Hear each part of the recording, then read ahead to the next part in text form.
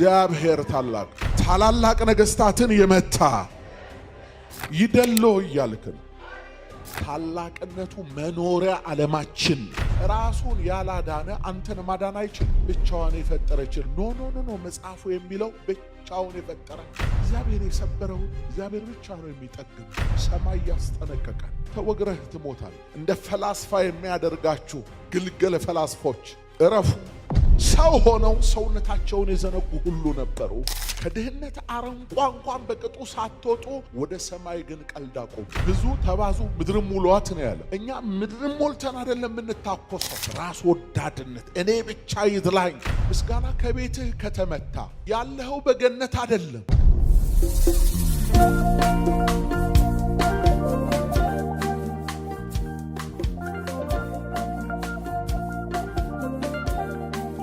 የዳዊት መዝሙር 104 በቅንፍ 105 ወይ ሃርድ ኮፒ መጽሐፍ ቅዱስ የያዛችሁ ብሉይ ኪዳን 494 ቁጥር 1 ጀምሮ እስኪ እናንብብ። አምላኬ ንጉሴ ሆይ ከፍ ከፍ አደርግሃለሁ፣ ስምህንም ለዘላለም ዓለም እባርካለሁ። በየቀኑ ሁሉ እባርካለሁ፣ ስምህንም ለዘላለም ዓለምም አመሰግናለሁ። እግዚአብሔር ታላቅ ነው፣ እጅግም የተመሰገነ ነው፣ ለታላቅነቱም ፍጻሜ የለውም። አሜን። እግዚአብሔር ታላቅ ነው፣ ለታላቅነቱም ፍጻሜ የለውም። እግዚአብሔር ይመስገን። እግዚአብሔር ትልቅ ነው ብለን ነው የምንጀምረው። በእርግጥ እግዚአብሔር ትልቅ ነው። ሙሴ በእስራኤል ጉባኤ መሃል በተለይ በኦሪት ዘዳግም መጽሐፍ ምዕራፍ 32 ቁጥር 3 ላይ ለአምላካችን ታላቅነትን ስጡ ይላል። ለአምላካችን ታላቅነትን ስጡ። ባሪያው ዳዊት ቆመን ባነበብነው የመጽሐፍ ክፍል ውስጥ እግዚአብሔር ታላቅ ነው፣ እጅግም የተመሰገነ ነው፣ ለታላቅነቱም ፍጻሜ የለውም ይላል። ምን ማለት ነው? የእግዚአብሔርን ታላቅነት በሰው ቋንቋ አናብራራውም። የእግዚአብሔርን ትልቅነት እንዲህ ነው ብለን አንዘጋውም። የደረስንበት ታላቅነት ጥጉ አይደለም። እኛ የገባን ክብር ፍጻሜው አይደለም። እግዚአብሔር ባለብዙ ግርማ ባለብዙ ክብር ነው። ስለዚህ እግዚአብሔር ታላቅ ነው ብሏል። ከሚብራራው በላይ ነው ወዳጆቼ። እግዚአብሔር ራሱ በስነ ፍጥረት ገልጧል። ስነ ፍጥረት ግን ኤግዛክትሊ ራሱ እግዚአብሔርን አያወራልንም። ከፍጥረት ሁሉ በላይ ነው እግዚአብሔር። ይሄው መጽሐፉን ስትከፍቱት በመጀመሪያ እግዚአብሔር ሰማይና ምድርን ፈጠረ ይላል። ቀለል አድርጉ። ሰማይ አይገርምም? አይደንቅም? ሰማይ በውስጡ ይሄን ይዟል አይልም? እግዚአብሔር በመጀመሪያ ሰማይና ምድርን ፈጠረ ይላል። ምድር አትገርምም? አትደንቅም? በውስጧ እነዚህን ነገሮች ይይዛለች የምንለው እኛ ሰዎች ነን። እግዚአብሔር ሰማይና ምድርን ፈጠረ። ግን እግዚአብሔር የፈጠረው ዓለም ከአእምሮ በላይ ነው እና እግዚአብሔር ድንቅ ነው። ዳዊት ሲናገር እግዚአብሔርን ሥራ ግሩም ነው በሉት ይላል። ግሩም ነው በሉት። አጽናፈ ዓለማትን ዩኒቨርስን የፈጠረው እግዚአብሔር ድንቅ ነው በሉት። ህዋውን ስትመለከቱ አንዳንድ ጊዜ የኛን ትንሽነት አይደለም እኛ ምንም መሆናችንን ያሳየናል። ትልቅ ነኝ የሚል ትንሽ የትልቅነት ስሜት የሚሰማው ሰው ካለ ይህንን መልእክት የሚሰማ እግዚአብሔር ትልቅ ነው። እግዚአብሔር ትልቅ ነው። ይሄ የትህትና መጀመሪያ የህይወት ስርዓታችንን የምንቀርጽበት እውነት ነው። ማንም ትልቅ ነኝ ብሎ ቢያስብ እግዚአብሔር ትልቅ ነው የሚለው ቃል የሐሳብ ሁሉ መደምደሚያ ነው። እንደውም በሌላ ስፍራ እኮ እኛም አናውቀውም ይላል። ከትልቅነቱ የተነሳ እኛም አናውቀው። የምናውቀው ከእውቀት ከፍለን። በእርግጥ በሐዲስ ኪዳን በልጁ በክርስቶስ ኢየሱስ እግዚአብሔር ራሱን ገልጦልናል። ግን የተገለጠልን ከእውቀት የተከፈለው ነው። የምናውቀው ብቻ ነው። ግን እግዚአብሔር ማለት ያወቅነው ያ ብቻ ነው ወይ ስንል ከመታወቅ የሚያልፍ። ታስታውሳላችሁ በኤፌሶን መጽሐፍ ጸሐፊው ሲናገር ከመታወቅ የሚያልፈው። አሜን። ኤፌሶን 3 ከቁጥር 14 ጀምሮ እግዚአብሔርን ፍቅርና ለኛ ያለውን ልብ ሲያሳይ ነው። ስለዚህ ምክንያት በሰማይና በምድር ያለ አባትነት ሁሉ ከሚሰየምበት ከአብ ፊት እንበረከካለሁ። በመንፈሱ በውስጥ ሰውነታችሁ በኃይል እንድትጠነክሩ ክርስቶስም በልባችሁ በእምነት እንዲኖር እንደ ክብሩ ባለጠግነት መጠን ይስጣችሁ። የእናንተ ስርና መሰረት በፍቅር ይጸና ዘንድ ከቅዱሳን ሁሉ ጋር ስፋቱና ርዝመቱ ከፍታውም ጥልቅነቱም ምን ያህል መሆኑን ለማወቅ ለማስተዋል ከመታወቅም የሚያልፈውን የእግዚአብሔርን ፍቅር ለማወቅ ትበረቱ ዘንድ እስከ እግዚአብሔር ፍጹም ሙላት ደርሳችሁ ትሞሉ ዘንድ ይላል። እግዚአብሔርን አይደለም፣ እግዚአብሔር ለኛ ያለውን ፍቅር ራሱ ለማወቅ ስናስብ ከመታወቅ ያልፋላል፣ ከገባን ይበልጣል አለ። ስለዚህ እድለኞች ነን ወዳጆቼ፣ ስሙ በላያችን ላይ ስለተጠራ ይህን ማይቲ አምላክ የምናመልክ ስለሆን ከአማልክት የሚመስለው ስለሌለ ማንም ታውቃላችሁ ዓለምን በስልጣኔና በዘመኑ ጥበብ እስካሁን ድረስ የነሱ አሻራ ከምድራችን ላይ አልጠፋም። የጥበብ ሼልፎች ላይ ስታዩ መጽሐፍቶቻቸው ሞልተዋል። አዋቂነን በሚሉት በፊዚካል ሳይንሱ ቀመር፣ በሕክምናው፣ በፖለቲካው፣ በተለያየ ዘርፍ የጥበብ አሻራቸውን ጥለው ያለፉ የጥንት ግሪኮች እንኳን ሳይቀሩ እነሱ የሚመኩባቸው ታላላቅ አማልክቶች ነበሯቸው። ከአማልክቶቻቸው መካከል ዜውስ የአማልክት አምላክ ነው። ትልቁ አምላክ ማለት ነው፣ ዜውስ ይባላል። ሌሎቹ አማልክቶች ከሱ በታች ናቸው። እግዚአብሔር ትልቅ ነው ስንል ከዜውስ ጋር እያነጻጸር ነው አይደለም። በፍጹም ከሌሎቹ ከፋርስ አማልክቶች ጋር እንደምታውቁት የአሕዛብ አማልክቶች ቁጥራቸው ብዙ ነው። በእያንዳንዱ ምክንያት የተለያዩ አማልክቶች ይሰይማሉ። የእርሻ አማልክቶች አሏቸው፣ የፈርትላይዘር አማልክት የሚሏቸው ፍሬ የሚሰጡ በረከት የሚሰጡ ዝናብ ወደ ምድሪቱ የሚያመጡ ለገበሬው ምርቱን የሚሰጡ የሴቶችን ማህፀን የሚከፍቱ ልጆች የሚሰጡ የፈንጠዝያ የፌስቲቫል አማልክቶች አሏቸው። የጨለማ አማልክቶች፣ የብርሃን አማልክቶች፣ የወንዝ የውቅያኖስ የውሃ አማልክቶች፣ የተራራ የምናምን አማልክቶች የሚሏቸው አሉ።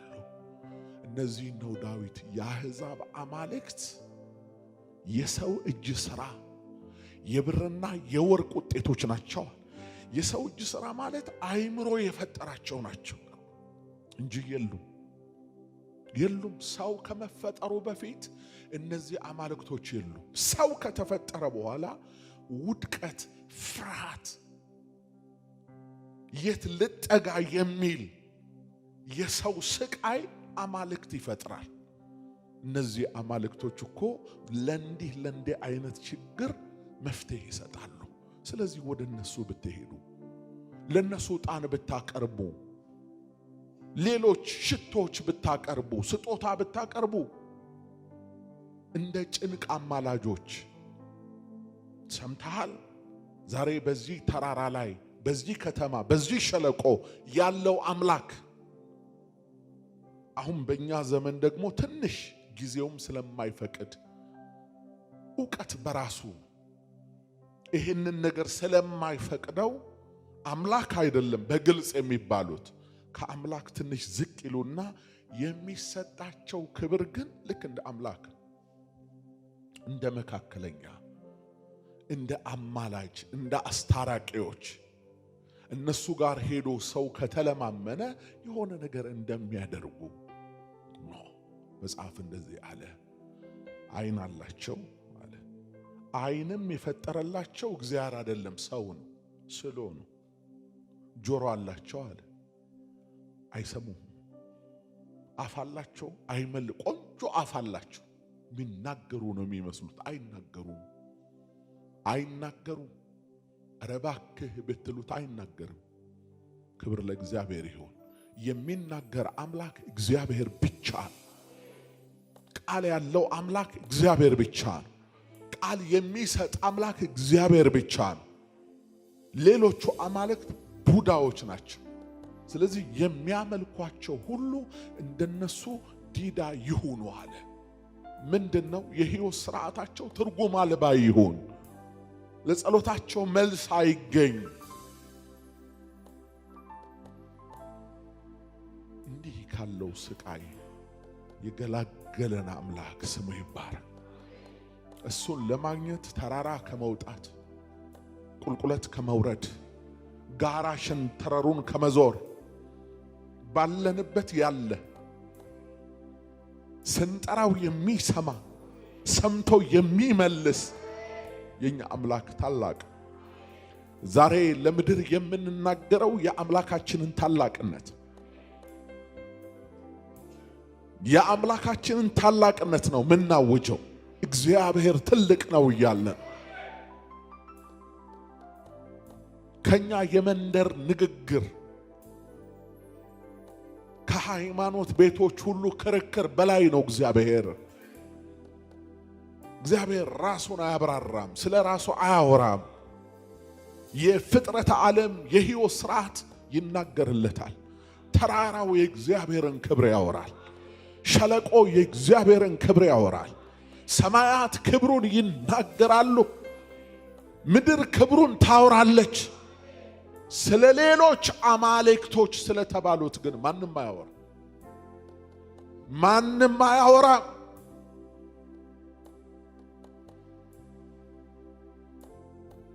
ዜውስ ሰው የፈጠረው ሐሳብ፣ አስታሮት ሰው የፈጠረው ሐሳብ፣ ዳጎን ሰው የፈጠረው ሐሳብ፣ ቤልፌጎር ሰው የፈጠረው ሐሳብ፣ ቤል ሰው የፈጠረው ሐሳብ፣ በአሊም ሰው የፈጠረው ሐሳብ፣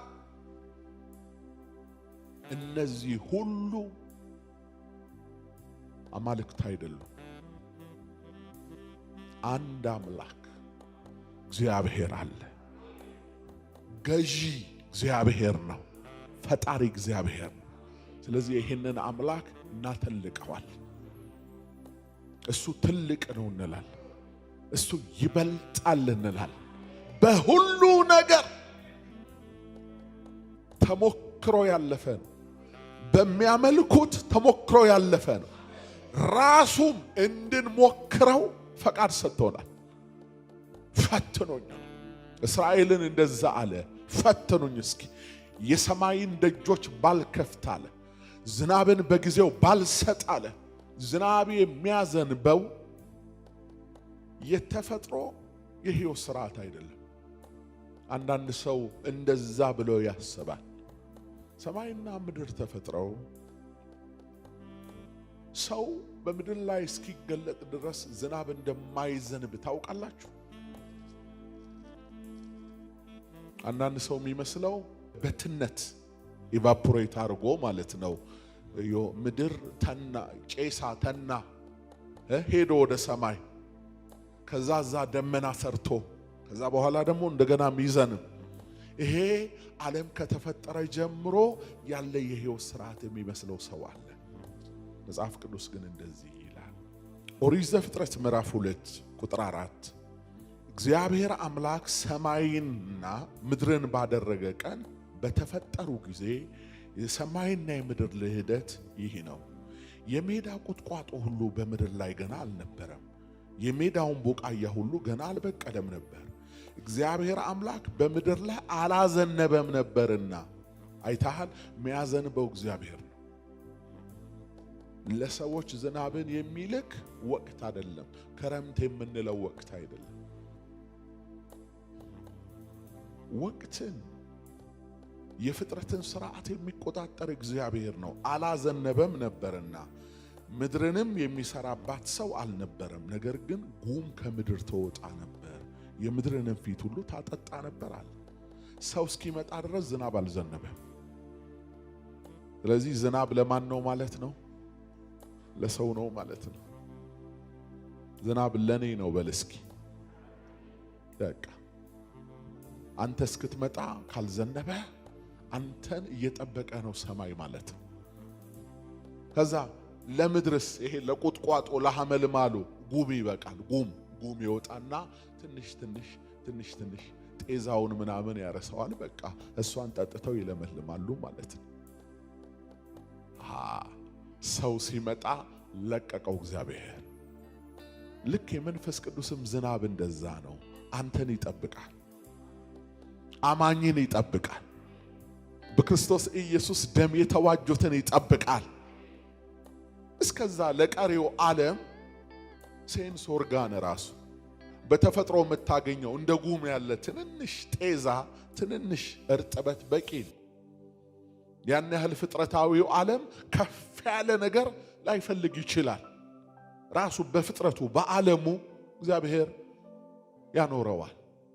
ቤተ ክርስቲያን ስትመጣ ግን አዲስ ፍጥረት በምድር ላይ ሲገለጥ ግን ሰማይ ማጉረምረም ይጀምራል። ልክ በሐዋርያ ሥራ ምዕራፍ 2 ላይ እንደተጻፈ በነቢዩ በኢዩኤልም እንደተጻፈ የመጨረሻው ዝናብ አንተን ነው የሚጠብቀው። ልክ አንተ መንቀሳቀስ ስትጀምር ማጉረምረም ይጀምራል ሰማይ ባንተ ላይ። የመንፈስ ቅዱስ ዝናብ። ሃሌሉያ! እግዚአብሔር ትልቅ ነው እና ለታላቅነቱ እንሰግዳለን፣ ለታላቅነቱ እንገዛለን። ታላቅነቱ መኖሪያ ዓለማችን ነው። ዋው እያለን ነው ምንኖር። ዋው እያለን እንኖራለን። ፍጥረቱን እያየን እንደነቃለን፣ እንገረማለን እና በምንም አንመስለውም እሱን ከገሌ ጋር አንልም። ባይሆን እንደ እግዚአብሔር ያለ ማንም የለም እንዘጋለን። እንደ እግዚአብሔር ያለ ማንም የለም።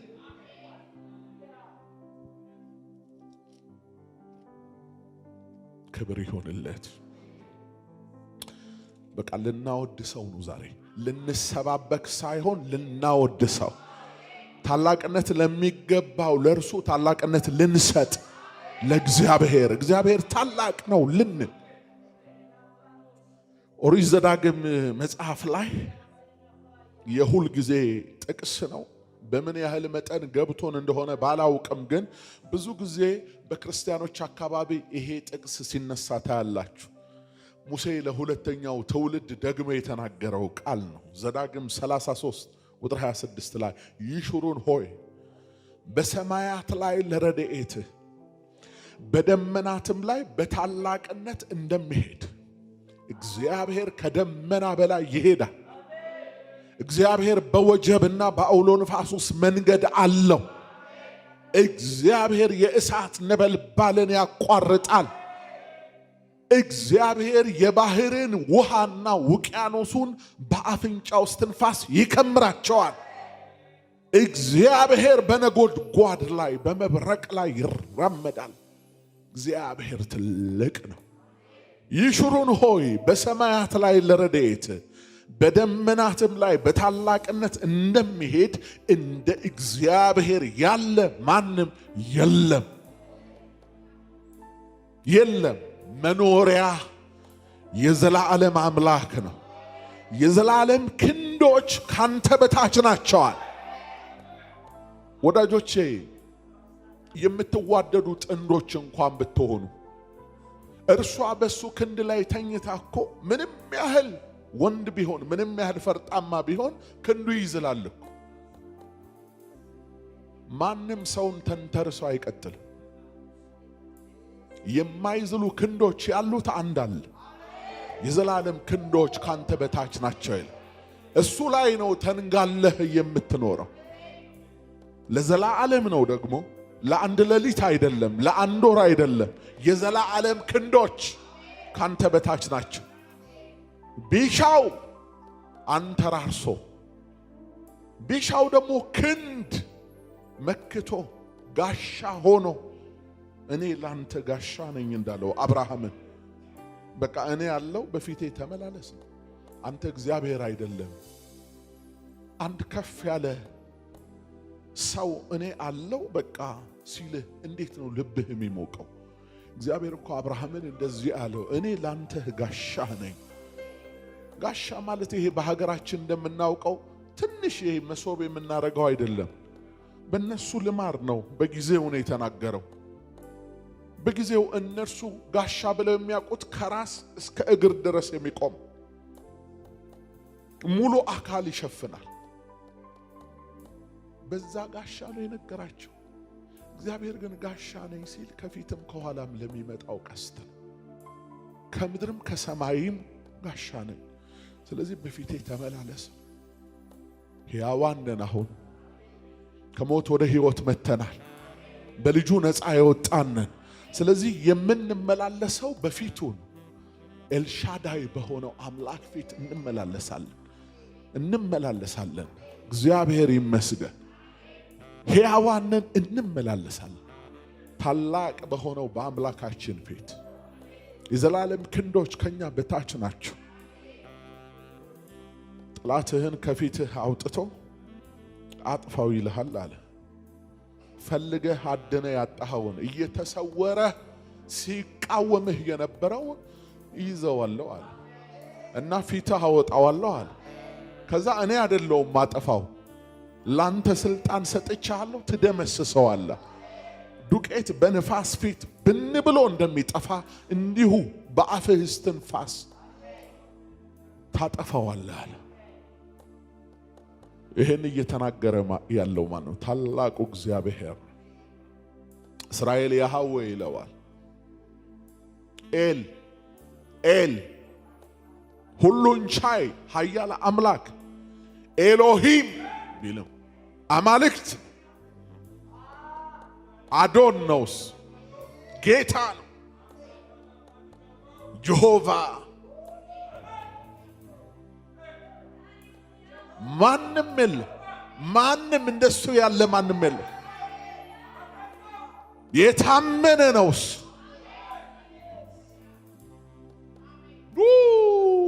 እግዚአብሔር ትልቅ ነው። ኦሪት ዘፍጥረት መጽሐፍ ምዕራፍ 12 ላይ ባሪያው አብርሃምን እንደዚህ አለው፣ ከሀገርህ ከዘመዶችህም ከአባትህም ቤት ተለይተ እኔ ወደማሳይህ ምድር ውጣ፣ ታላቅ ሕዝብ አደርግሃለሁ አለ። ምን አደርግሃለሁ? ታላቅ አደርግሃለሁ የሚል ታላቁ እግዚአብሔር ብቻ። ማንም ይሄን ቃል ከራሱ ማውጣት አይችልም። ራሱ ያልተለቀ ማንንም ታላቅ ሊያደርግ አይችልም። ራሱን ያላዳነ ማንንም ማዳን አይችልም። የአሕዛብ አማልክት የሰው እጅ ሥራ ቅርጻ ቅርጽ ስዕላ ስዕል እሳት ውስጥ ብትጥለው እምሽክ ነው የሚለው። ራሱን ያላዳነ አንተን ማዳን አይችልም እልህ ካልሆነ በስተቀር። እሳት የማይበላው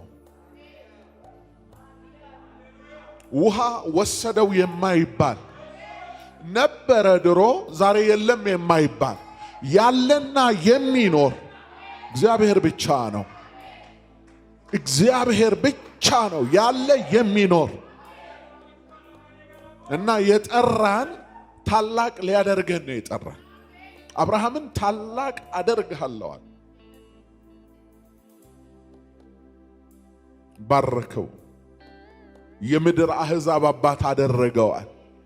ስለዚህ እስከ ዛሬ ድረስ አብርሃም የሶስት ሃይማኖቶች ህዝቦች አባት ተብሎ ይጠራል። የአይሁድ አባት፣ የሙስሊሞች አባት፣ የክርስቲያኖችም ስለ እምነት አባት አብርሃም። እንዲህ አይነት ማዕረግ ከእግዚአብሔር ካልሆነ በስተቀር ከማን ይገኛል?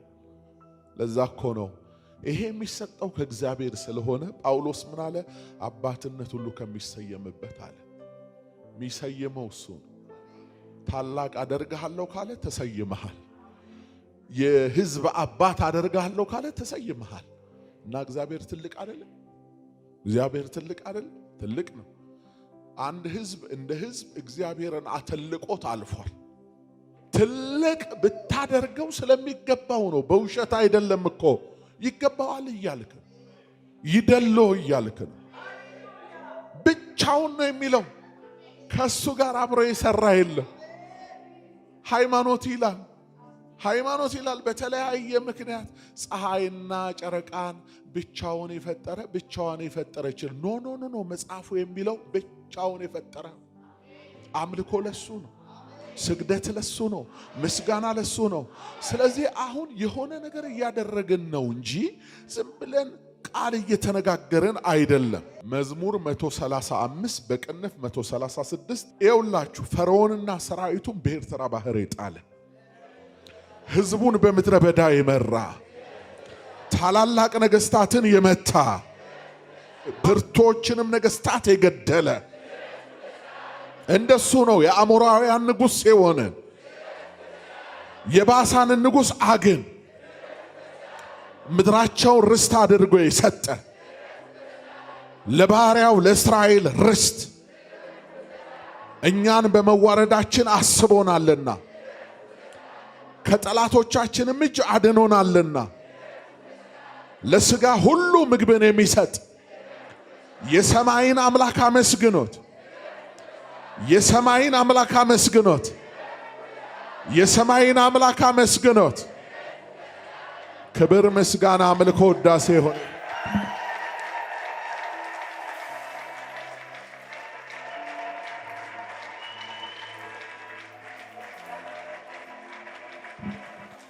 ይኸውልህ እስራኤል የተባለው ህዝብ የድሉ ሚስጥር ይሄ ነው። እኛ ሳይገባን ነው ዝም ብለን መጽሐፍ ምናንብ። እሱ እኮ ደም ስር ውስጥ ነው ያለ። ህግጋቱ ሁሉ አይምሮ ውስጥ ልብ ውስጥ ነው። ዝም ብሎ ሲደግማቸው ነው፣ ቀንና ሌሊት ሲያሰላስል ነው። ስለዚህ እንዲህ ባለ የአምልኮ ቀን ላይ በእስራኤል ጉባኤ መሃል ቃል ሲወጣ ምድር ነው ሼክ የምታደርገው። እንዴ እግዚአብሔርም እኮ ይሄ የነገርኩ አለ አንገት ላይ እንደ ሐብል ይሁንልህ አለ፣ በጣትም ላይ እንደ ቀለበት ይሁንልህ አለ።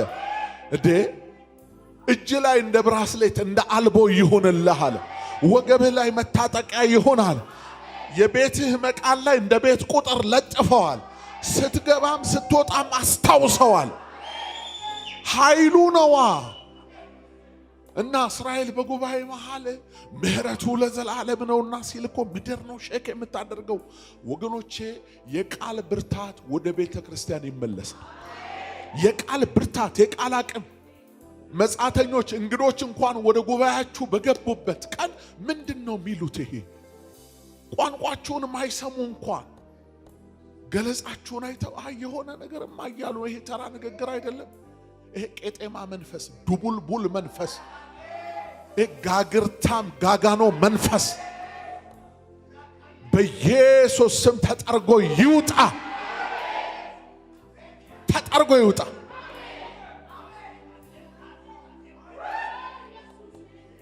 እና ይሄ ሰራዊት ነው። ሰራዊት በልጁ ደም የፈራ ሰራዊት ነው። ከሞት ያመለጠ ታላቅ ሰራዊት ነው። ስለዚህ አምላኩን ታላቅ ለማድረግ እስራኤል በኢያሪኮ ግንብ አጠገብ በዛ ግንብ አጠገብ ዝም ብለው ዞሩ። ከዛ በሰባተኛው ጮሁ። አንዳንድ ሰው አለ ሆዱ ቢመታ ራሱ ማይጮህ ሰው አለ ሚል ማለት ነው። እንዴት አርጎ ነው ግንብ የሚያፈርሰው? ይሄ እንዴት አርጎ ነው ውሃ የሚያቆመው? ውሃ እስኪ ፈራህ ድረስ ነው መጮህ ያለብ። ግንብ እስኪ ቀልጥ ድረስ ነው መጮህ ያለብ። ደመናው እስኪ በተን ድረስ ነው መጮህ ያለብ። ሼክ እስኪያደርግ ድረስ ነው መጮህ ያለብ።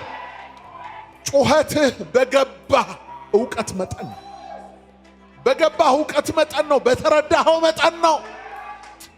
ኢየሱስ ከበዓሉ በኋለኛው ቀን አለ በእኔ የሚያምን የሕይወት ውሃ ወንዝ ከሆዱ ይፈልቃል ብሎ ጮኻል። ኢየሱስ የጮኸው ጩኸት በተረዳው በገባው መጠን ስለ መንፈስ ቅዱስ ነው የጮኸው። በእኔ የሚያምን የሕይወት ውሃ ወንዝ ከሆዱ ይፈልቃል። ለዛ እኮ ነው ቃል መመገብ ያለባችሁ። ለዛ እኮ ነው እግዚአብሔርን ቃል ማወቅ ያለባችሁ።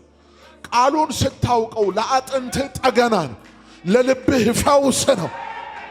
ቀርቦልሃል፣ በልብህም በአፍህም ቀርቦልሃል።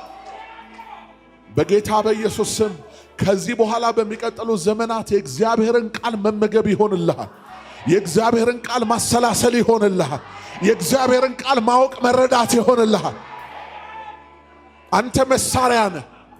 ኃይሉ የእግዚአብሔር ቃል ባስወነጨፍከው ጊዜ ላይሰራ ይችላል። ይሰራል፣ ይሰራል። አረፍ በል። እንደዚህማ አይሆንም፣ እንደዚህ አይቀጥልም፣ እንደዚህ አይቀጥልም። ምህረቱ ለዘላለም ነውና እንላለን።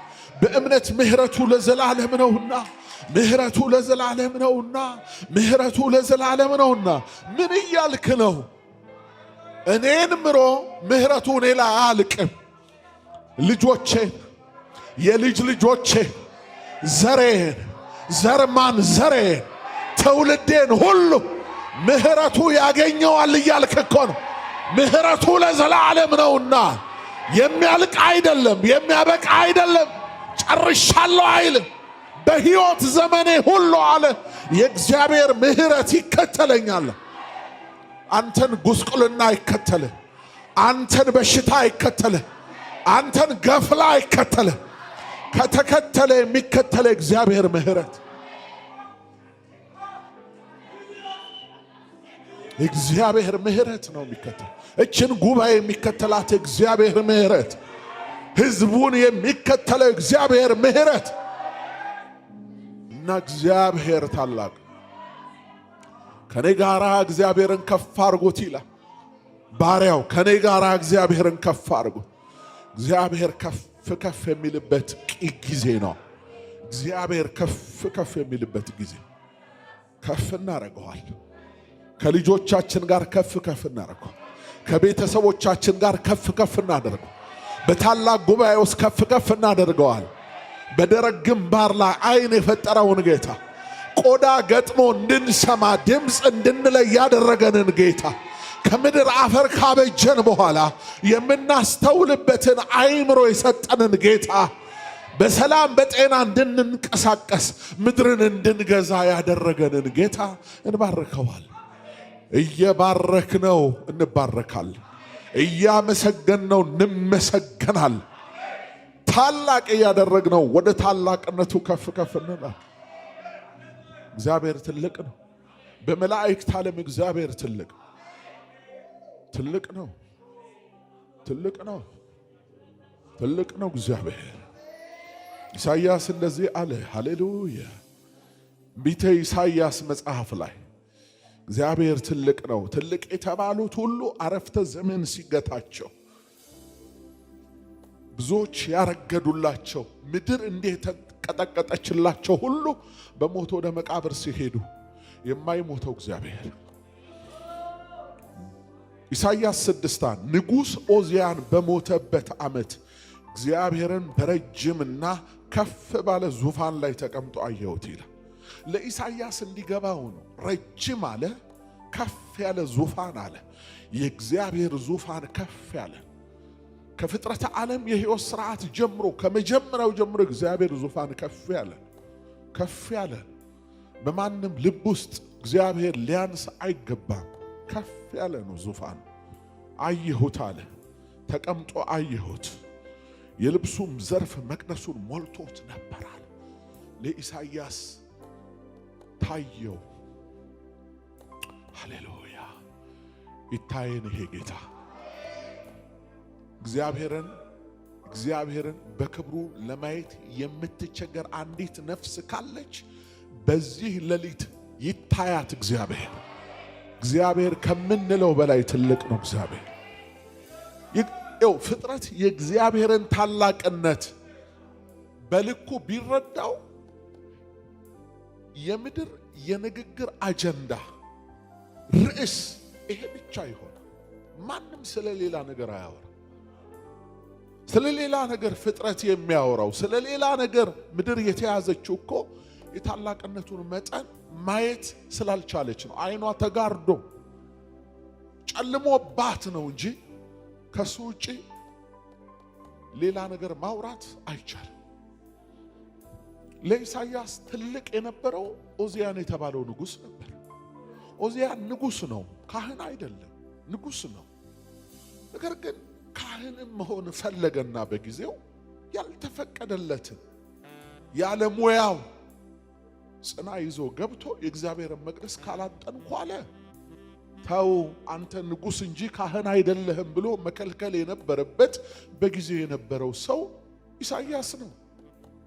ኢሳይያስ ከንጉስ ኦዚያን ጋር ላለመጣላት ለጊዜው እንዲህ ነው ተብሎ ባልተብራራ ምክንያት ግን ዝም አለ።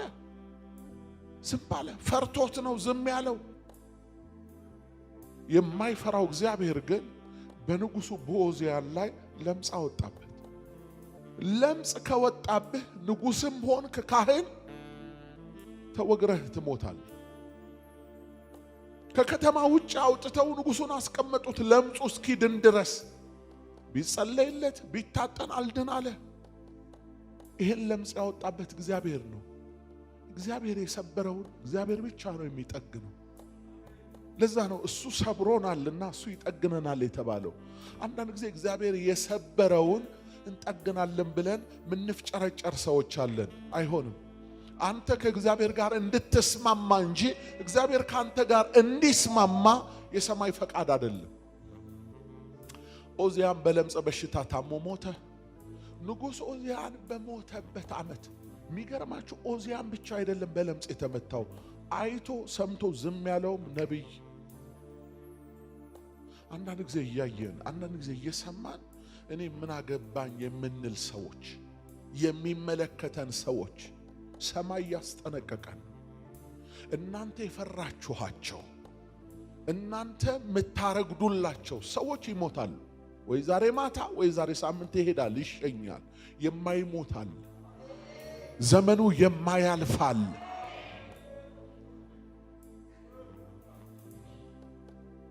ከዛ ኢሳይያስም በለምጽ ተመቷል። እሱም መናገር አልቻለም።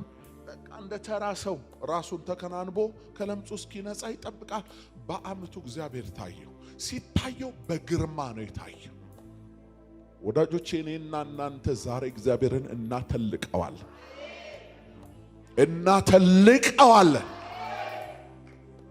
የለም በሚሉት መካከል ቆመን እናተልቀዋለን።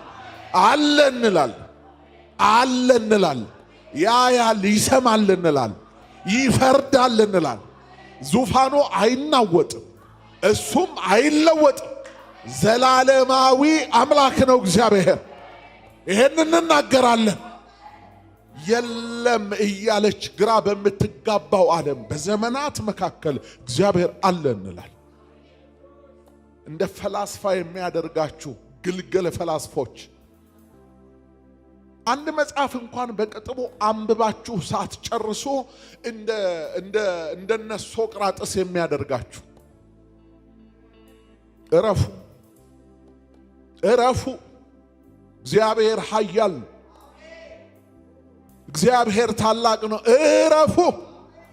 እንኳን እንደናንተ ያሉትን ተራዎች በስነ ፍጥረት አይደለም፣ በአስተሳሰብ ተራዎች አይደለም፣ የት ደርሰዋል የሚባሉትን እንደ ፈረስ በአፍንጫቸው ስናጋ እያስገባ እነ ፈርዖንን እነ ናቡከደነጾርን ሌሎቹንም ኃያላንንም ወደ መሬት ያወረደ ነው። የለም ያሉትን ሁሉ እንዳይኖሩ ያደረገ። ይኸው ከረገጥነው መሬት በታች እኔና እናንተ ከምንንቀሳቀስበት መሬት በታች ዝቅ ብላችሁ ብታዩ ከዚህ ዘመን በፊት ምድር የጠበባቸው ለያዥ ለገራዥ ያስቸገሩ እንደ ሰው ጉልበት ጉልበተኞች እንደ ዓለም ጥበብ ጥበበኞች ኃያላን ማንም አይችለንም ያሉ ወደ ጨረቃም የወጡ የወረዱ በባህር ደረት ላይ የሄዱ በከርሰ ምድር ያለውን ሁሉ በዝብዘው ብርና ወርቅ አልማዙን ያጌጡበት ሰው ሆነው ሰውነታቸውን የዘነጉ ሁሉ ነበሩ። የከበረውን የፋርስ ሐር የለበሱ በዙፋን የተቀመጡ እንደነ ሄሮድስ የነበሩ በትል ተበልተው የሞቱ ትንሽነታቸውን ለማሳየት እግዚአብሔር በትል ነው የገደላቸው። ራስ ምታት አሟችሁ ከራስ ምታታችሁ መዳን የማትችሉ ገላችሁን ካጠለቀለቀው በሽታ መዳን ያልቻላችሁ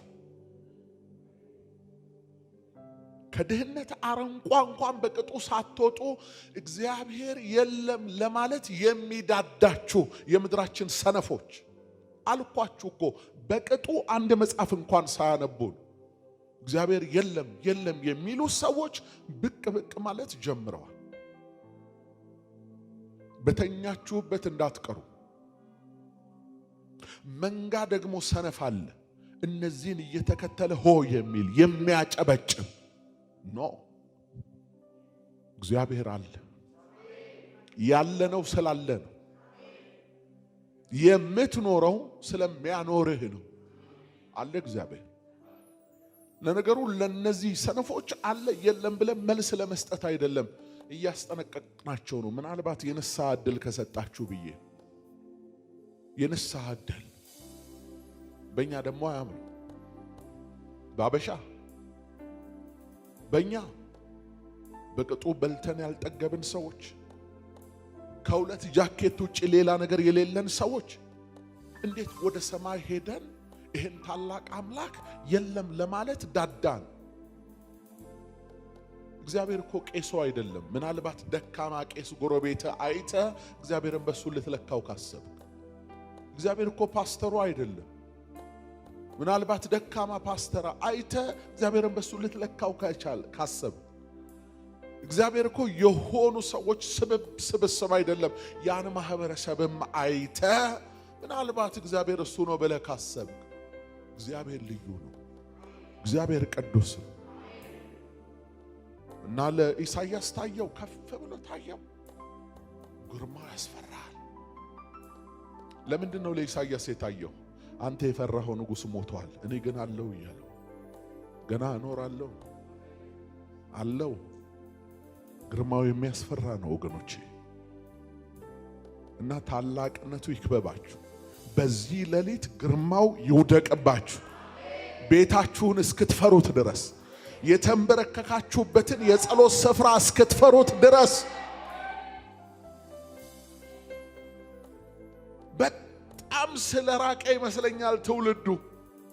ርቀህ ነው እየቀረብክ በሄድክ ቁጥር ግን ምትለምደው እንዳይመስልህ ልብህ እየመታ ግርማው እየጨመረ ታላቅነቱ እየጨመረ አስፈሪነቱ እየጨመረ እያነስክ እንኳን እግዚአብሔርን ወደ ፀሐይ በቀረብክ ቁጥር እንደ ፌስታል እየተጨማደድክ እንደምትሄደው ሁሉ ማለት ነው። ስለራቀ አንዳንድ ሰው እግዚአብሔር ያነሰ ይመስልበታል። የራቃችሁ ዓለም የዋጠቻችሁ ከእግዚአብሔርና ከሐሳቡ ፈቀቅ ያላችሁ ይሄ መጽሐፍ የአፍ ውስጥ ትንፋስ ሳይሆን የሐሳባውያን ዶሴ የሚመስላችሁ ክርስትናም በፍርሃት የተፈጠረ የፈሪዎች እምነት የሚመስላችሁ ሰዎች ካላችሁ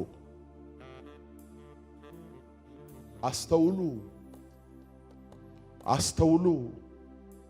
እግዚአብሔር በዙፋኑ አለ። ለዛ መሰለኝ የፍጥረተ ዓለም ስርዓት እንደተፈጠረ የቀጠለው ፕላኔቶች እርስ በርሳቸው የማይጋጩ ምድራችን የሆነ ዲግሪ ዘቅዘቅ የማትለው እኛም ተጠርቀን ወደ ውቅያኖስ ያልገባ ነው። አስፈሪው የባህር ውቅያኖስ ገንፍሎ መጥቶ ምድራችንን ያላጠፋት እግዚአብሔር ስላለ መስሎኝ የበረሃ አራዊቶቹን አስፈሪዎቹን አናብስቶቹን አናብርቶቹን ዝሆኖቹን እንኳን ገፍተው መጥተው መንደሩን እንዳጠፉት ያደረገው እግዚአብሔር ስላለ መስሎኝ አጥር ስላበጀን አይደለም። ፕላኔቶች ወድቀው ያልጨፈለቁ የዓለት ሰማያዊ ስባሪዎች መጥተው እንዳልነበርን እንዳያደርጉት የሆነው እግዚአብሔር ስላለ መስሎኝ የኛ ጣራና ግድግዳ የኛ ጃንጥላ የኛ አይረን ዶም አይደለም የከለላቸው እግዚአብሔር ስላለ መስሎኝ። አንዳንድ ውጥር የምትሉ በጣም በትዕቢት የተነፋችሁ ትንሽ ገንዘብ የቆጠራችሁ ሰዎች፣ ትንሽ 2 እና 3 መጽሐፍ ያነበባችሁ ሰዎች፣ ወደ ሰማይ ለመቀለድ የምትሞክሩ ሰዎች እረፉ። ከናንተ በፊት ብዙዎች ተቀጥተዋል። በስብሰው ነው የሞቱት። በቆማቸው በስብሰው ሸተው ከርፍተው ነው የሞቱት። እንጫወት ካላችሁ ብዙ ጫወታ ምድር ላይ አለ። ወደ ሰማይ ግን ቀልድ አቁሙ። ወደ ሰማይ ጫወታ አቁሙ። እግዚአብሔር ከማንም ጋር አይነጻጸርም። ከማንም ጋር አይወዳደርም። ከማንም ጋር ትከሻ አይለካካም። በእግዚአብሔር ላይ የተከፈቱ አንደበቶች ዲዳ ከመሆናቸው በፊት ንስሐ ግቡ፣ ተመለሱ። አብዳችሁ ከማህበረሰብ ተለይታችሁ ራሳችሁን ጠልታችሁ በገዛ እጃችሁ ራሳችሁን አጥፍታችሁ ከመሞታችሁ በፊት አንተማ ትልቅ ነህ ብላችሁ ተመለሱ። አንተ የፈራኸው ንጉሥ ሞቷል እኔ አለው ሲለው በግርማ ታየው። ቀጥሎ ያየ ያለው ምን መሰላችሁ? በኢየሱስ ስም ኦዚያን ሞቷል። እግዚአብሔርን አላከብር ያለው ንጉሥ ሞቷል። የትላንትናው ማንነትህ ሞቷል። ፈላስፋው አይምሮህ ሞቷል። ትዕቢተኛ አይምሮ ሞቷል። ሰነፉ ልብ ሰነፍ ነው እግዚአብሔር የለም የሚለው ሰነፉ ልብህ ሞቷል። አሁን በክርስቶስ ኢየሱስ አንተ ሕያው ነህ። አንተ አለ እግዚአብሔር። እዛ ምን ይላል? አንዱ ለአንዱ ቅዱስ ቅዱስ የሰራዊት ጌታ እግዚአብሔር ምድር ሁሉ ከክብሩ ተሞልታለች እያለ ይጮህ ነበር። የመድረኩ መሰረት ከጯሂው ድምፅ የተነሳ ተናወጠ ይላል። ኢሳይያስ ሲያይ ሌላ ግርማ ነው፣ ሌላ ክብር ነው ያለው። እንዲህ ነህ ብለህ የምታብራራው አይደለም። ነገዶች፣ ኃይላት፣ ስልጣናት አእላፋት ጊዜ አእላፋት የሆኑ ከቁጥር በላይ የሆኑ የሰማይ ሰራዊት ዙፋኑን ከበው ያመሰግኑታል። ምን የሚል ድምፅ ነው የሚሰማው ኢሳይያስ? ቅዱስ ቅዱስ ቅዱስ። ቀጥሎ ስንኝ ይቀየራል ብሎ ሲጠብቅ ቅዱስ ቅዱስ ቅዱስ። አሁንም ቆይቶ የሆነ ነገር ይመጣል ሲል ቅዱስ አይለወጥም። ቅዱስ እኔ አልለወጥም ብሏል። ምስጋናውም አይቋረጥም አይለወጥም። ቅዱስ ነው። ልዩ ነው። እግዚአብሔር የተለየ ነው። ራዕይ ዮሐንስ መጽሐፍ አሁንም እንቆማለን። ቆመን እናነባለን። ዛሬ እግዚአብሔርን እናተልቃለን። ሃሌሉያ። ራዕይ ዮሐንስ መጽሐፍ ምዕራፍ 4 ከቁጥር 6 ጀምሮ በዙፋኑ ፊት ብርሌ የሚመስል የብርጭቆ ባህር ነበረ። በዙፋኑም መካከል በዙፋኑም ዙሪያ በፊትና በኋላ ዓይኖች የሞሉባቸው 4 እንስሶች ነበሩ። ፊተኛውም እንስሳ አንበሳን ይመስላል፣ ሁለተኛውም እንስሳ ጥጃን ይመስላል፣ ሶስተኛውም እንስሳ እንደ ሰው ፊት ነበረው፣ አራተኛውም እንስሳ የሚበረውን ንስር ይመስላል። 4ቱም እንስሶች እያንዳንዳቸው 6 ክንፎች አሏቸው። እነዚህ ምን መሰሏችሁ? ዙፋኑን የሚከቡ በዙፋኑ ዙሪያ ያሉ ኪሩቤሎች ናቸው። በዙሪያቸውና በውስጣቸውም አይኖች ሞልተውባቸዋል።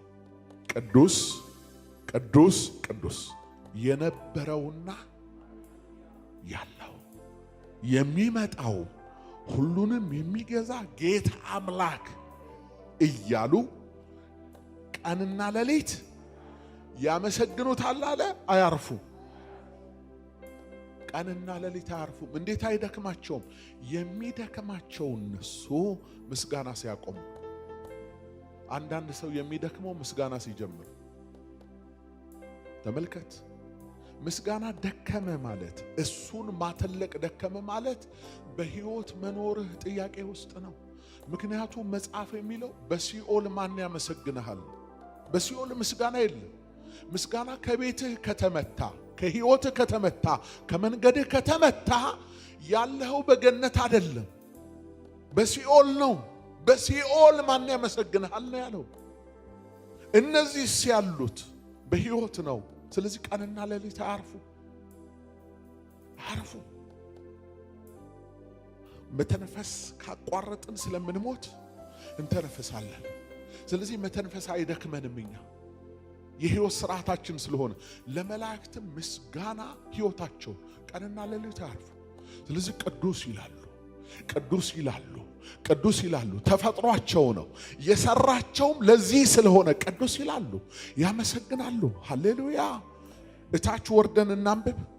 ቁጥር 10 ላይ 24ቱ ሽማግሌዎች በዙፋኑ ላይ በተቀመጠው ፊት ወድቀው ከዘላለም እስከ ዘላለም በሕይወት ለሚኖረው እየሰገዱ ጌታችንና አምላካችን ሆይ አንተ ሁሉም ፈጥረሃልና ስለፈቀድክም ሆነዋልና ተፈጥረውማልና ክብር፣ ውዳሴ፣ ኃይልም ልትቀበል ይገባሃል እያሉ በዙፋኑ ፊት አክሊላቸውን ያኖራለዋል። ምስጋና የሚገባው እሱን አክሊላቸውን በዙፋኑ ፊት እያስቀመጡ ያመሰግኑታል። እግዚአብሔርን ይባርካሉ፣ ያወድሱታል። አንድ ነገር ነግሬያችሁ ጨርሳለሁ። ቁጭ በሉ። በቃ ሰማይ ደስ ይለዋል። እያደረግን ያለነው ነገር ትርጉም የሚሰጥ ስለሆነ ነው ምናደርገው። ሃሌሉያ። እየቆምን እየተነሳ በዙፋኑ ፊት እየሰገደን የመዓዛ ሽቶ ይሁንለት ለሱ። ያሽትተው እግዚአብሔር። ይሄ የምናደርገውን ነገር ያሽትተው። የምድር ወገኖች ሁላችሁ እግዚአብሔርን ባርኩ ይላል። ሁሉ በየነገዱ ሁሉ በዓለሙ እግዚአብሔርን ያመስግን። በቃ ስነ ፍጥረት እግዚአብሔርን ይባርክ። በባህር ውስጥ ያሉ ኃያሌ ፍጥረታት፣ አሳ አንባሪዎቹ፣ እነዚህ ዶልፊኖቹ፣ ሰማያዊ አሳዎቹ፣ እነዚህ ትልልቆቹ መርከብ የሚያክሉት ሲዋኙ፣ ሲወጡ፣ ሲገቡ ይሄ እግዚአብሔርን ለመባረክ አቤት ያንተ ሥራ ልናደንቅ ይህን ሁሉ ለምን ፈጠር ነው? ባለጠጋ ስለሆነ ነዋ። ለምን ፈጠረው? ባለጠጋ ስለሆነ። ለክብሩ መቁጠር የሚታክቱን እነዚህ የወፍ አይነቶች፣ ባለ ብዙ ህብረ ቀለማት አዕዋፍ፣ አያሌ ፍጥረታት ለምን ተፈጠሩ? ባለጠጋ ነው እግዚአብሔር። አንዳንድ ሰው ቤት ትገቡና የሕይወት ስርዓቱን እያያችሁ የሰውየውን ስርዓት የሰውየውን አናኗር ታደንቃላችሁ። በቀድሞ ዘመን ባለጠጋ የሚባሉ ሀብታም የሚባሉ ሰዎች ከብቶቻቸው፣ ሰራተኞቻቸው ወይ በጥንት ዘመን ከሆነ ባሮቻቸው የያዙት ግዛት ታይቶ ነው እንዴት አይነት ባለጠጋ ነው የሚባል። አሁንም ሰዎች ወደ እናንተ ሕይወት ሲገቡ በመንፈሳዊ አቅጣጫ መንፈሳዊ ብልጽግናችሁን ያያሉ። የጸሎት ሕይወታችሁን ያያሉ። ለእግዚአብሔር ቃል ያላችሁን ትጋት ያያሉ። ከናንተ የተነሳ በቤተሰባችሁ ላይ ኢንቨስት ያደረጋችሁትን መንፈሳዊ ኢንቨስትመንት ያያሉ። በልጆቻችሁ ላይ፣ በዙሪያችሁ ባሉት ላይ፣ በቤት ሰራተኞቻችሁ ላይ ምን አይነት ብልጥግና ነው ይላሉ። መንፈሳዊ ብልጥግና ነው ይሄ። ደግሞ ምድራዊ አለ። ትገቡና አንዳንድ ቤት ለእንግዶች ማረፊያ ደግመዋል።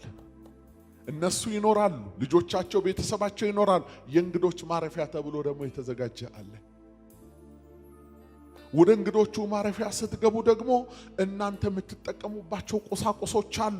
ይሄን መጠቀም ትችላለህ፣ ይሄን መጠቀም ትችላለህ። ከነሙሉ ነገሩ ካስፈልገ ይሄ ይባላል።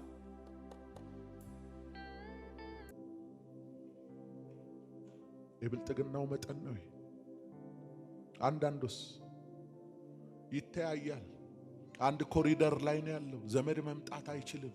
ዘመድ ቼክ ያደርጋ አይበቃም። ማረ ያለችው አንድ ክፍል ናት። መፋጠጥ ነው። በጌታ በኢየሱስ ስም ይጠረግላችሁ። አትፈልገውም ግን ትኖረዋለህ። ጌታ ኢየሱስ እንደዚህ አለ፣ በአባቴ ቤት ብዙ መኖሪያዎች አሉ።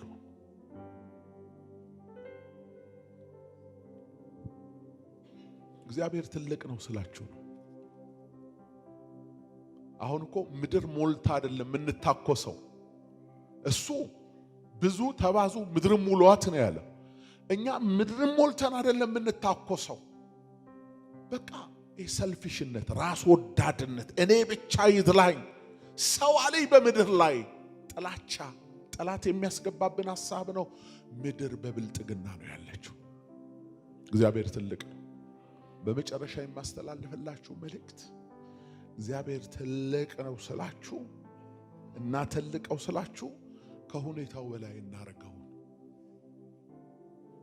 ከሁኔታው በላይ ከገጠመን ከሚያታግለን ከሚያላፋን በላይ እናርገው። በዘፍጥረት መጽሐፍ ላይ የያዕቆብና የኤሳውን ታሪክ ታውቃላችሁ አይደል? ታውቃላችሁ። ጦርነቱ ከማህፀን ጀምሮ ስለምንድን ነው? ዕብራውያን በእነሱ ልማድ ባረኮት አለ። መጀመሪያ ማህፀን ከፍቶ የሚወለደው ወንድ ልጅ የበኩር ልጅ ይባላል። በቃ ተስማምቷል ማህበረሰቡ። ስለዚህ ያ የበኩር ልጅ ስልጣን አለው። ስልጣኑ ምን መሰላችሁ? ሁሉ ለሱ ይገዛል። ሁሉ ለሱ ነው። ወላጆች እንኳን የሚጠሩት የእንትና አባት እየተባሉ ነው። ማዕረግ አለው። ይሄን ለማግኘት በማህፀን ትግል ነበር፣ ልፊያ ነበረ። ተወለዱ። ከተወለዱ በኋላ ኤሳው ነው የበኩር ልጅ። ያዕቆብ ግን እንዴት አለ? እንዴት በጭራሽ የበኩርናን ስልጣን ሹመት እኔ ማግኘት አለብኝ። ተፈጥሮ አልፈቀደለትም፣ ግን መሻት በውስጡ ነበረ። ከዛ ትግሉን ጦርነቱን ታውቃላችሁ። ለኛ የተጻፈው እኮ በምስር ወጥ ሲለዋወጡ እንጂ እነዚህ ልጆች ስንቴ እንደተደባደቡ አልተጻፈልንም። ስንቴ አንዱ አንዱን ለማጥቃት አንዱ አንዱን በቃ ከባድ ጦርነት ነበረ። መጨረሻ ላይ ግን አታሎ ምን ብሎ ተባርኮ እሱ እንደሚያስበው ወጣ። ያዕቆብ ወጥቶ ወደ ሶሪያ ሲሄድ መንገድ ላይ መሸበትና ተኛ። ሎዛ የሚባል መንደር ላይ ሲደርስ በህልሙ ግን አየ። ምንድን ነው ያየው? ሁሉንም የሚያተልቅ ለሁሉም እልቅና የሚሰጥ ሁሉን የሚባርከውን አምላክ በመሰላሉ ጫፍ ላይ ከሁሉ በላይ ሆኖ እግዚአብሔር ያዕቆብ ከእንቅልፉ ነቃ። ላበላብ ሆኗል። ሰውነቱ ይንቀጠቀጣል። አላወቅኩም አለ። ይህ የሰማይ ደጅ እግዚአብሔር ቤት ነው አለ። ተንተርሶት የነበረውን ድንጋይ ዘይት አፈሰሰበትና መሐላ ስዕለት ይባላል ተሳለ። ስጋዊ ነው። ስጋዊ ጸሎቶቹን ጸለየ። ምን አለ? የምበላውን የምጠጣውን ቢሰጠኝ አለ። በሚሄድበት መንገድ ቢጠብቀኝ አለ። ወደ እናት አባቴ ቤት በሰላም ቢመልሰኝ አለ። ይሄ ተከልኩት ድንጋይ እግዚአብሔር ቤት ይሆናል፣ ቤት ሰራለሁ በዚህ አለ። ተስሎ ሄደ። በቃ ያ ከሁሉ በላይ የሆነው አምላክ እግዚአብሔር ባረከው። እኛ እንደምናስበው ሚስቶች አገባ፣ ልጆች ወለደ፣ ከብቶች ምናምን አሽከሮች ሁሉ ኖሩት። እውነተኛው ባረኮት ግን ይሄ አይደለም።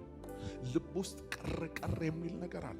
አንዳንድ ሰው ላገኝ የሚለውን ነገር ካገኘ በኋላ እኛ ከሩቅ ስናየው ነው ባለጠጋ የሚመስለው። እሱ ግን የሚጎለው ነገር አለ።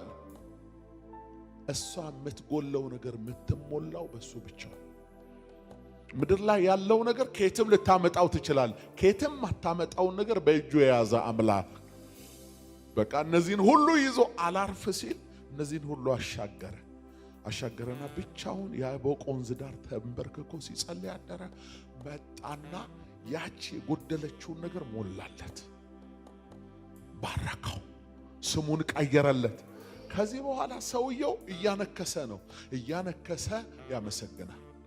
ጤነኛ ሆኖ ያላመሰገነው በማጉረምረም የተሞላው ሰው እያነከሰ ለምንድን ነው የሚያመሰግነው? የጎደለች የነፍስ ረሃቡን ሞላለት እግዚአብሔር። ኖሯችሁ ምስጋና ያጣችሁ ሰዎች የምትጎለው በጌታ ብቻ የምትሞላ ናት። እሷን ይስጣችሁ። ከሁኔታ በላይ እግዚአብሔርን ትልቅ አድርጉት። ከናንተ ትግል በላይ ነው እግዚአብሔር። እናንተ ከምታዩበት እይታ የተለየ ነው እግዚአብሔር። ትልቅ ነው እግዚአብሔር። አሜን። ትልቅ ነው የኛ ጌታ። ቅድም ጸሎት ላይ ስነግራችሁ ነበር አይደል? ሐዋርያት በታንኳ በጀልባ እየሄዱ 2 ጊዜ ነው የሆነው። አሁን ኢየሱስ አብሯቸው የለም። ተሻገሩ ብሏቸው እነሱ ናቸው የሚሄዱት። ጨለመባቸው። ከሌሊቱ በ4ኛው ክፍል ነው። ማዕበል ተነሳና ሊገላቸው፣ ጠላት ሊገላቸው ተጨነቁ፣ ግራ ገባቸው። የሚያውቁት የገሊላ ባህር፣ ይሄ ጥብርያዶስ ባህር ግራ አጋባቸው። አንዳንዴ የምታውቀው ነገር የምታውቀው ሙያ ይከዳሃል። ዶክተሮች አንዳንድ ጊዜ የሆነ ነገር ጠፍቷቸው አይታችሁ አታውቁም? እዛ ጥርሳቸውን የነቁበሉበት ሙያ ውስጥ የሆነ የሚያደናብር ነገር ይፈጠራል። የምታውቀው የለመድከው ነገር ይከዳሃል። የሆነ ቀን ላይ 20 ዓመት መኪና ትልቅ መኪና ያሽከረከረ ሰው ድንገት ፍሬን ወይ ይበጠስና ላበላብ ሲሆን ምን ነው ትሉታላችሁ? የሆነ ነገር ከርቶታል። ከባድ ቀን አለ። ለሌላው የምትተርፉ ሰዎች ልጆቻችሁ ድንገት ኮላፕስ ያደርጋሉ። ወይኔ ያኔ ለሌላው ጸልሄ ያበረታታ ሌላውን አቅም ይሆንከው ለሌላው የመጽናናት ምክንያት ይሆን እንደ ውሃ መፍሰስ ትጀምራለህ። አንድ የቀን የሌሊት ጠራራ አለ። ጠራራ ታውቃለህ? የሌሊት ምንም አታደርግበት ሰዓት ያ ነው የሆነው በእነሱ ህይወት። በቃ ምንም ተከበቡ በአራቱ ማዕዘን። ወዲህ እነዳለን ሲሉ በዛም ወዲህ በዛም ግራ እንደ ባላንስ ለመጠበቅ ሳጥኖቻቸውን ሁሉ ወደ እንትን ሲጨምሩ ያው ነው። አንዳንድ አይታል ካንተ በላይ የሆነ ነገር አለ። የጸጋ ጉልበት ያገኝ። በቃ አንተ ቀስፈ ነርተ በቃ ስትደክም የሚያበረታው ይምጣ ወዳንተ፣ የሚደግፍ ይምጣ ወዳንተ። አንዳንድ ጸሎት ያቅታሃል። መንፈሳዊ ልምምዶች ሁሉ ይከዱሃል። ሆደ ባሻ ትሆናለህ። ፍርሃት ይልሃል። እንባ ይልሃል። ያነጫንጫሃል። በደጅ አትጽናና፣ በቤተ ክርስቲያን አትጽናና። ግራ ግብት ይልሃል። ተከበህ ነው። ጠላት ቢከብህ ዙሪያን ጣራውን ምንም ማድረግ አይችልም። ጣራው እግዚአብሔር ከሰማይ ያያሃል፣ ይመጣል፣ ይታደግሃል። ልክ እነሱ ያስጨነቃቸው ነገር ትልቁ ማዕበሉ ነው፣ ትልቁ ጨለማው ነው፣ ትልቁ የከበባቸው ነገር ነው ለነሱ ማለት ነው። ወዳጆቼ ለኔና ለናንተ የትኛውም ነገር ትልቅ አይሆንም ከዚህ በኋላ። የትኛውም መከበብ የትኛውም አይነቶች ትልቅ አይሆንም ከዚህ ቀን በኋላ። ትልቅ እግዚአብሔር ነው። በማዕበሉ ላይ እግዚአብሔር ትልቅ ነው። በወጀቡ እግዚአብሔር ትልቅ ነው። በጨለማው ላይ እግዚአብሔር ትልቅ ነው። በሚያተራምሰው ነገር ላይ እግዚአብሔር ትልቅ ነው። ዛሬ ታላቅነቱን ነው የምናውጀው። በቃ ሙሴን እንደዛ ነው ያለው። አንተ ከኔ ጋር ካልወጣ ታውጣን ሲል እወጣለዋል። ታላቅነቴን በፊት አውጃለዋል። በቃ በማዕበሉ ላይ እግዚአብሔር ታላቅነቱን፣ በቃዴስ በርኔ በበረሃው ላይ እግዚአብሔር ታላቅነቱን፣ በሁኔታው ላይ እግዚአብሔር ታላቅነቱ። የገጠማቸው ነገር ተራ ሆኖ ያለፈው ነገሩ ተራ ስለሆነ ብቻ አይደለም። በሁኔታው ላይ ታላቅ የሆነው እግዚአብሔር ስለቀደመ ነው።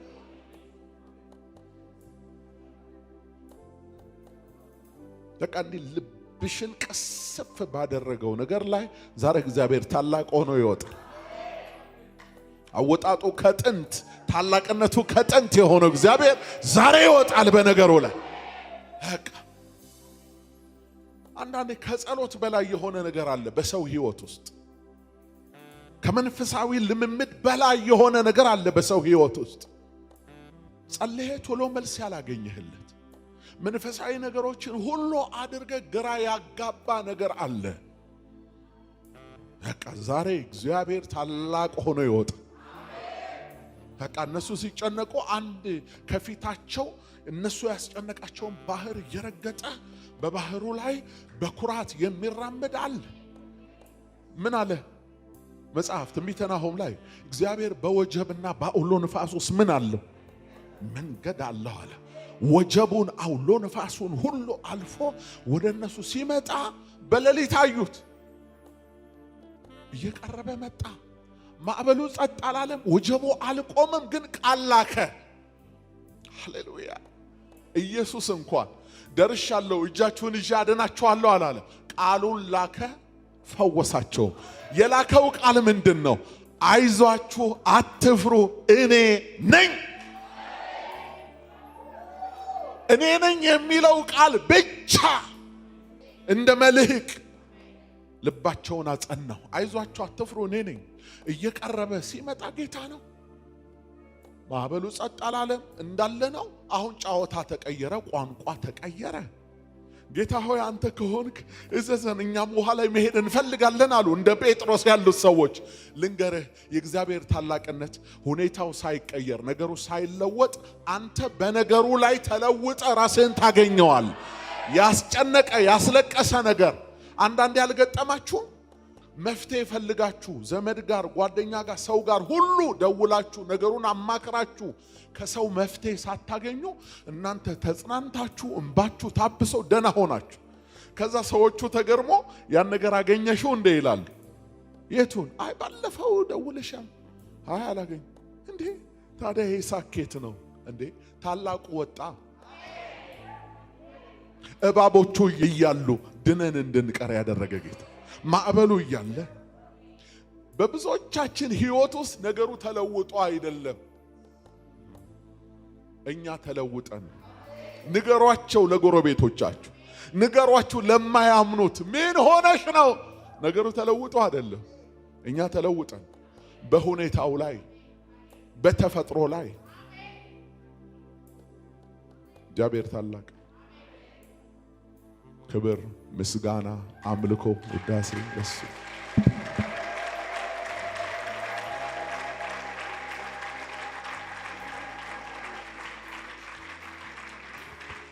አንብቤ ጨርስላችኋለሁ። ዳዊት እንደዚህ አለ፣ አምላኬ ንጉሴ ሆይ ከፍ ከፍ አደርግሃለሁ፣ ስምህንም ለዘላለም ዓለም እባርካለሁ። በየቀኑ ሁሉ እባርካለሁ፣ ስምህንም ለዘላለም ዓለም አመሰግናለሁ። እግዚአብሔር ታላቅ ነው፣ እጅግም የተመሰገነ ነው፣ ለታላቅነቱ ፍጻሜ የለውም።